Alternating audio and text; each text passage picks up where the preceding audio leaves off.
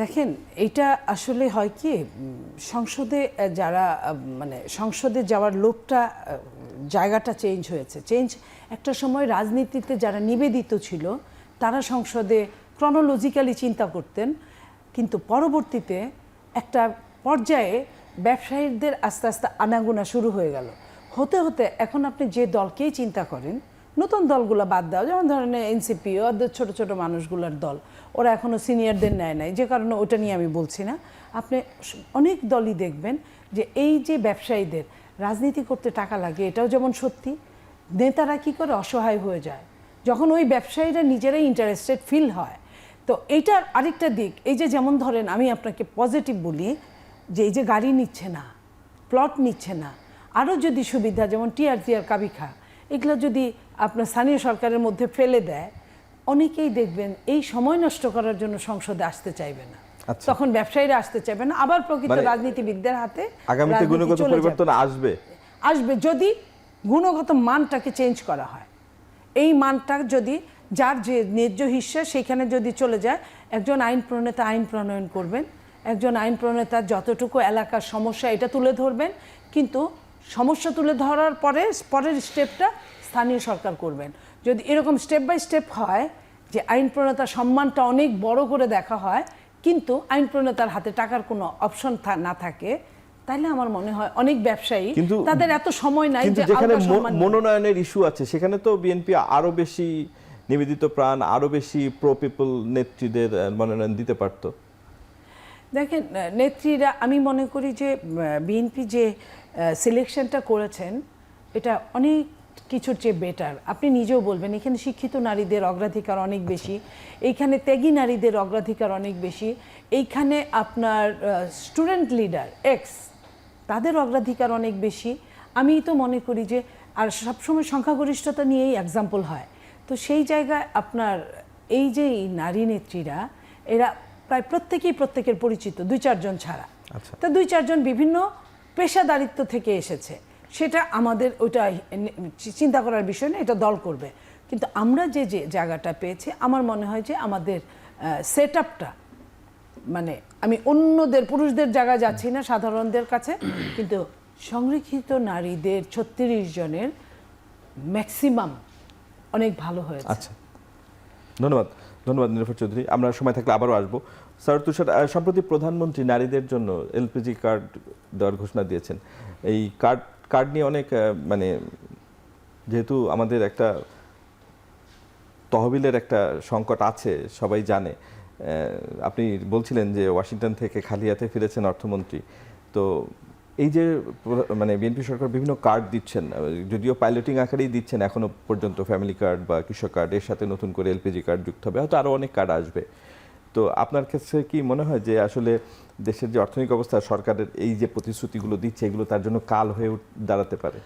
প্রথম কথা হচ্ছে এটা অর্থনৈতিকভাবে ফিজিবল না, এত ভর্তুকি প্রজেক্ট। কারণ এই সরকার আসার আগে 140টা আপনার ভর্তুকি প্রজেক্ট, মানে ওই যে আপনার বিভিন্ন ধরনের সামাজিক সুরক্ষার খাত অলরেডি ছিল। সরকার এসে একের পর এক কার্ড বিতরণের প্রতিশ্রুতি দিচ্ছে। আইএমএফ কিন্তু এই কথাটাই বলেছে যে অন ওয়ান সাইড আপনার এনবিআর আপনি রিফর্ম করেন নাই, এবং সেখানে রেভিনিউ কালেকশন মানে খুবই বাজে পারফরমেন্স, এবং ঘাটতি মারাত্মক, সম্ভবত দেখলাম 1 লক্ষ কোটি টাকার একটা ঘাটতি। আর আবার আপনি সামাজিক সুরক্ষা খাতের একের পর এক ডোর ওপেন করছেন, how will you manage it, এই প্রশ্ন আইএমএফও করেছে। ফলে এটা, এবং এটা হলো একদিক থেকে মানে অর্থনৈতিক দিক থেকে এটা ফিজিবল হবে না। এখন পাইলট প্রজেক্ট করছে, জনগণকে শুধু সরকার এটুকু জানাচ্ছে যে আমরা কার্ড দেবো, মানুষ ভাবছে বাহ ভালো তো, কিন্তু এটা আপনি চালাতে পারবেন না, এটা বোঝা যাচ্ছে। কারণ সরকার এটা নিয়ে কোনো খুব বড় গ্রাউন্ড রিসার্চ আছে সেরকম মনে হয় না, এটা এক ধরনের ইয়ের মধ্যে চলছে আর কি, অ্যাডহক বেসিসে চলছে। দ্বিতীয়ত হচ্ছে এটা মানে পদ্ধতির দিক থেকে অত্যন্ত সেকেলে, এত কার্ড দেওয়ার কোনো দরকার নাই, সব এক কার্ডে সম্ভব। এক এনআইডি কার্ডে আপনি যারা আপনি তো আর কার্ড দিবেন না মানুষকে, আপনি মানুষকে সার্ভিসটা দেবেন। তো আপনার তো অলরেডি কার্ড আছে, এনআইডি কার্ড, সেই এনআইডি কার্ডের এগেনস্টে আপনি যারা এটার সুবিধা মানে দাবিদার তাদেরকে আপনি দিতে পারবেন, সেটা শুধু সিলেক্ট করার ব্যাপার, ঠিক আছে। ফলে এই দুই দিক থেকে এটা আছে। আচ্ছা, এখন আমি একটু সংরক্ষিত নারী আসন নিয়ে বলি।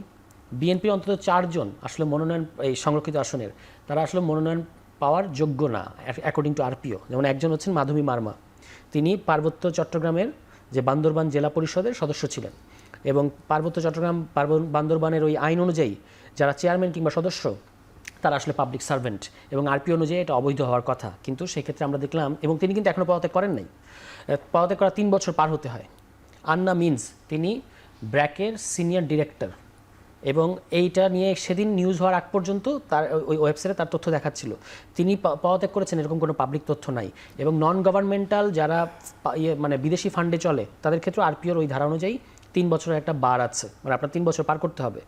ফাহমিদা হক সিজিএস, ওই সেন্টার ফর গভর্নেন্স স্টাডিজ, এটার তিনি পরিচালক ছিলেন, এই 19 এপ্রিল পদত্যাগ করেছেন, তার মানে তার ক্ষেত্রে 3 বছর পার হয় নাই। জিবা আমিন খান তিনি দ্বৈত নাগরিক, যুক্তরাজ্য এবং বাংলাদেশ, ফলে বাংলাদেশের সংবিধান অনুযায়ী এবং আরপি অনুযায়ী দ্বৈত নাগরিক হলে কিন্তু আপনার ট্রাইব্যুনালে তো শুনানি হয়ে তাকে অনুমতি দিয়েছে তার, মানে কেন দিচ্ছে জানি না, কারণ আর এই সংসদও দেখলাম যে কোনো কোনো দ্বৈত নাগরিকত্ব আপনার ছাড় পেয়েছে, কিন্তু পাওয়ার কথা না অ্যাকর্ডিং টু আওয়ার ল। কিন্তু এই যে জিনিসগুলো আপনি দেখবেন, মনিরা শারমিনকে একটা খুবই ঠুনকো কারণে তাকে এটা ছাড় দিলেও পারতো, কিন্তু তার ক্ষেত্রে কিন্তু ছাড় দেওয়া হয় নাই। আমাদের নুসরাত তাবাসসুম মানে 19 মিনিট পরে দিয়েছে, তারটাও বাতিল করে দিয়েছিল, পরে আবার কোর্ট বললো যে না, এটা রিসিভ করতে হবে। তো আমাদের ক্ষেত্রে এত কড়াকড়ি, কিন্তু এই ক্ষেত্রে আপনি এটা পুরোপুরি ওভারলুক করছেন। অনেক ঋণ খেলাপি পার্লামেন্টে আছে, এটা নিয়ে টিআইবি রিপোর্ট করেছে। তো এই যে এটা ইসি যে এখানে বৈষম্যমূলক এবং ইসির যারা এক পেশে আচরণ করেছে এবং এই রকম যারা আরপিও অ্যালাউ করে না তাদেরকে আপনার এই মনোনয়নপত্রটা বৈধ ঘোষণা করেছে, এখানে কিন্তু ইসির ব্যাপারে আমাদের যে অতীতে যে অভিযোগ ছিল সেটাই কিন্তু আবারও সত্য প্রমাণিত হলো যে তারা এক পেশে এবং পার্টিজান, মানে ফ্যাসিস্ট আমলে যে ইসির, এমনকি আমরা এই ফ্যাসিস্ট আমলের পরে আমরা দেখেছি তারা একটু মানে বিএনপির দিকে হেলে পড়া, এই ঘটনাগুলো কিন্তু সেটাই প্রমাণ করছে। আচ্ছা আচ্ছা, আমাদের হাতে আরেকটু সময় আছে। নির্ভর চৌধুরী মনি, আপনি এ বিষয়ে কিছু বলবেন কিনা? সৈয়দ তুষার বললো যে 4 জন অন্তত প্রার্থী আছেন বিএনপির যারা মনোনয়ন পেতে পারেন না। দেখেন, আমি এই ব্যাপারে এতটা বেশি মানে স্টাডি করেছি, কারণ আমি যেহেতু নারী, আপনি জানেন যে আমি এই জায়গা থেকেই আমি হয়েছি। এটা হলো যে আপনার সরকারি চাকরিজীবী এবং স্বায়ত্তশাসিত প্রতিষ্ঠান, এই দুইটা থেকে আপনার 3 বছর লাগে। কিন্তু প্রাইভেট চাকরি, যে চাকরিগুলো আপনার যে কোনো সময় চলে যেতে পারে, যে চাকরিগুলো যায়ও এবং একের অধিক চাকরিতে কেউ জয়েনও করে। আরেকটা জিনিস আপনি খেয়াল করেন যে অনেক সময় পৌরসভা চেয়ারম্যান, উপজেলা চেয়ারম্যান সব সরকারের আমলে সে এমপি ইলেকশন করবে, সে আগে ওটা কিন্তু ইস্তফা দিয়ে 3 বছর আগের না, এই এক মুহূর্ত পর্যন্ত 2 দিন 3 দিন আগে ইস্তফা দিয়ে, তাহলে আপনার ওই পার্বত্য চট্টগ্রামের নারীটা সদস্য ছিল, সেটা কিন্তু এর আগে হয়ে আসছে সব সময়ের জন্য, সব সরকারের সময়। এটা কিন্তু ইসি কিন্তু না জেনে এই কাজগুলো করে নাই এটা। আর আমি তো বললামই যে প্রাইভেট চাকরি যেগুলা, যে কোনো আপনার ওই প্রতিষ্ঠান ফান্ড পেয়েছে বিদেশি, কিন্তু যে চাকরি করে, আমি বলি যে চাকরি করে সে, আর দ্বৈত নাগরিক দ্বৈত নাগরিক ইস্যুটা আগেও ছিল, এই ইস্যুটা এর আগেও আলোচিত হয়েছে। একজন মানুষ নাগরিক হতে অনেক দিন টাইম লাগে, কিন্তু নাগরিকত্বটা হ্যান্ডওভার করার জন্য কোনো টাইম লাগে না, যেটা এহসানুল হক মিলন তখনও করেছিল অনেক আগে। পরবর্তীতে অনেক দিন আমেরিকায় সে ঢুকতে পারে নাই। হ্যাঁ, তো এই যে এই জায়গাগুলোয় আপনার যে কোনো সময় একটা অ্যাপ্লিকেশন দিলে আমি তোমার দেশের আর নাগরিক থাকতে চাই না, তার মানে একজন এমপি যখন বুঝে এমপি হয়, সে একটা অ্যাপ্লিকেশন দিয়ে নাগরিকত্বটা ওইটার কপি দিলেই তো আপনার সংসদ ওইটাকে অ্যালাউ করে। তো এটা আমি মনে করি না যেহেতু দ্বৈত নাগরিক একারে ক্যান্সেল করার জন্য 5 বছর লাগে। আচ্ছা আচ্ছা, দ্বৈত নাগরিকত্ব নেওয়ার জন্য 5-10 বছর লাগতে পারে এক একটা দেশে, কিন্তু ক্যান্সেল করতে বেশিক্ষণ লাগে না একটা অ্যাপ্লিকেশনই। ধন্যবাদ নির্ভর চৌধুরী মনি এবং সৈয়দ তুষার আপনাদেরকে এই আলোচনায় যোগ দেওয়ার জন্য।